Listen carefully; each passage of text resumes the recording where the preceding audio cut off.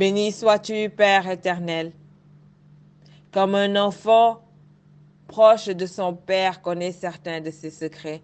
Moi, j'ai découvert un de tes secrets. Je sais que tu aimes la famille. C'est pourquoi du haut de ton trône, tu protèges les familles de la terre. Car chaque famille est une cellule de base de ton royaume. Alors je viens te supplier maintenant, Père, de bénir la famille de celui qui écoute ce message. Oh, Papa, visite-la, protège-la du haut de ton trône. Ne permets à aucun mauvais esprit d'y entrer et de les diviser. Garde-les dans la paix et la joie.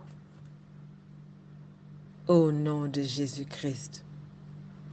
Béni sois-tu, Seigneur Jésus, que ton sang qui a coulé sur la croix ruisselle maintenant sur les linteaux de la porte de la famille de celui qui écoute ce message. Et que cela leur serve de protection contre tout esprit méchant qui passe. Esprit du Dieu vivant, souffle sur cette famille. Éloigne d'elle tout ce qui ne confesse pas le nom de Dieu. Sois leur lumière, sois leur force, sois leur puissance, car tu es Dieu. Paix à toi, amoureux de la parole de Dieu. Aujourd'hui, nous allons continuer encore notre étude sur le psaume 1. L'Esprit nous a déjà donné un conseil d'eux-mêmes. Il a dit, heureux l'homme qui ne suit pas le conseil des méchants. Il a encore dit, heureux l'homme qui ne s'arrête pas sur la voie des pécheurs. Et aujourd'hui, il nous dit, heureux l'homme qui ne s'assit pas en compagnie des moqueurs. Se moquer de quelqu'un, c'est le rendre en ridicule, qu'il soit présent ou pas. C'est tellement agréable pour la chair de se moquer de quelqu'un. Oui, bavarder sur Jean, sur Paul. Il a fait, il a dit, il s'est comporté comme ça. Fuyons. Ça nous éloigne de Dieu. Oui, se moquer du patron qui a fait son courrier avec plein de fautes et qui l'a envoyé à tout le personnel. Ça rigole dans tous les sens. Ça bavarde, ça chuchote. Nous devons faire attention. Le patron est autorité au-devant de chacun de nous. Se moquer de la femme qui est mal habillée. Se moquer du voisin. Parce qu'il a fait ça ou il a fait ça. Nous devons faire attention. Le problème, c'est que du haut de son trône, la Bible dit que Dieu regarde les habitants de la terre. Oh, il y a problème. Il dit aussi dans la Bible, se moquer du pauvre, c'est insulter son Créateur. Celui qui se réjouit d'un malheur ne restera pas impuni. Mon ami, rien ne mérite que nous soyons dans la punition. 5 minutes pour rigoler de quelqu'un ne mérite pas que nous soyons le reste de notre vie dans la punition. Pourquoi préférons le silence? Est-ce que vous comprenez pourquoi les prêtres, ils fuient le monde? Ils nous ont pas dit leur secret, mais c'est pour ça qu'ils fuient. Certains moines sont enfermés matin, midi, soir. Ils sont en train de fuir le monde. Parce que parfois, tu es tranquille dans ton coin et quelqu'un apparaît. Le voilà en train de se moquer de quelqu'un. Et ce qu'il dit là, ça réjouit tellement ton cœur de chair que toi-même, même si tu ne souris pas dans ton cœur, tu es en train de rire. Mon ami, prions matin, midi, soir, afin que Dieu égale les pas du moqueur au-devant de nous. Alors, ne dormez pas, je vais vous raconter une histoire. La Bible dit que Marie et Aaron parlèrent contre Moïse au sujet de la femme éthiopienne qu'il avait prise. car il avait pris une femme éthiopienne.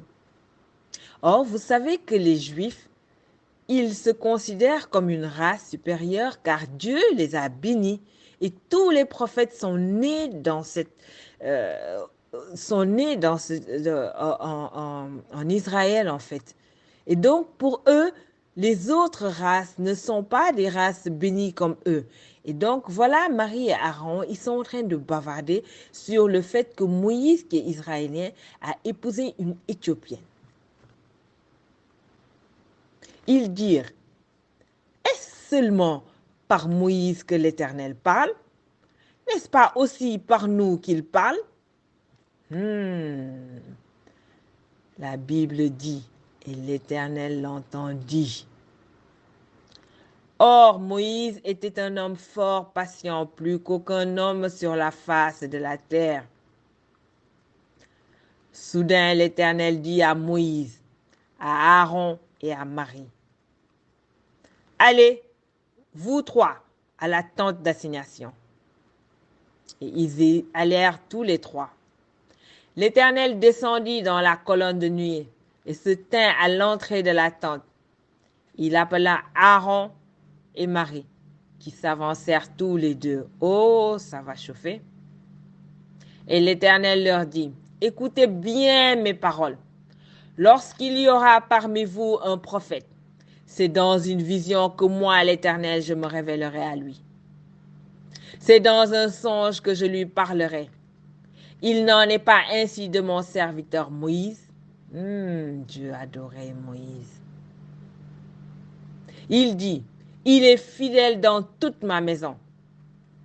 Je lui parle bouche à bouche. Waouh, quelle bénédiction. Je me révèle à lui sans énigme. Oh Seigneur. Il voit une représentation de l'Éternel. Pourquoi donc n'avez-vous pas craint de parler contre mon serviteur, contre Moïse? Mon ami, on a déjà fait un audio où j'ai dit, fuyons le bavardage sur les consacrés. Regardez, Dieu dit, pourquoi ils ont bavardé sur son serviteur? Et Dieu aime ses consacrés. Ils sont la prunelle de ses yeux. Mes amis, ne touchons pas aux consacrés de Dieu. Ne bavardons pas sur ce qu'ils font. Et c'est plus simple même de ne bavarder ni sur Jean ni sur Paul. Si nous atteignons ce niveau de sainteté, nous serons bénis. Regardez ce que la Bible dit. La colère de l'Éternel s'enflamma contre eux et ils s'en alla. Nous avons vu que quand Saül n'a pas obéi à Dieu, l'Esprit de Dieu le quitta. Regardez ici, il dit encore, il s'en alla. Mon ami, nous devons faire attention. C'est tellement doux de vivre dans la présence du Saint-Esprit. Il nous éclaire le chemin. Il nous évite le péché.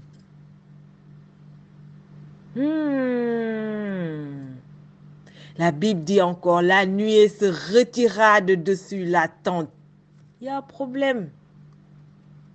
Et voici, Marie était frappée d'une lèpre blanche comme la neige. Aaron se tourna vers Marie, et voici, elle avait la lèpre. Eh, mon ami, est-ce que se moquer, bavarder sur le oint, le plaisir que ça apporte, ça vaut la peine d'être appris dans la punition? Nous devons réfléchir avant de parler. La Bible dit, alors Aaron dit à Moïse, de grâce, mon Seigneur, ne nous fais pas porter la peine du péché que nous avons commis en insensé. Mon ami, fuyons le bord des insensés. Aaron a dit aussi, et dont nous sommes rendus coupables. Oh, qu'elle ne soit pas comme l'enfant mort-né dont la chair est à moitié consumée comme il sort du sein de sa mère. Moïse cria à l'Éternel en disant, Ô Dieu, je te prie, guéris-la. Et l'Éternel dit à Moïse, si son père lui avait craché au visage, ne serait-elle pas pendant 7 jours un objet de honte? Qu'elle soit enfermée 7 jours en dehors du camp, après quoi elle y sera reçue.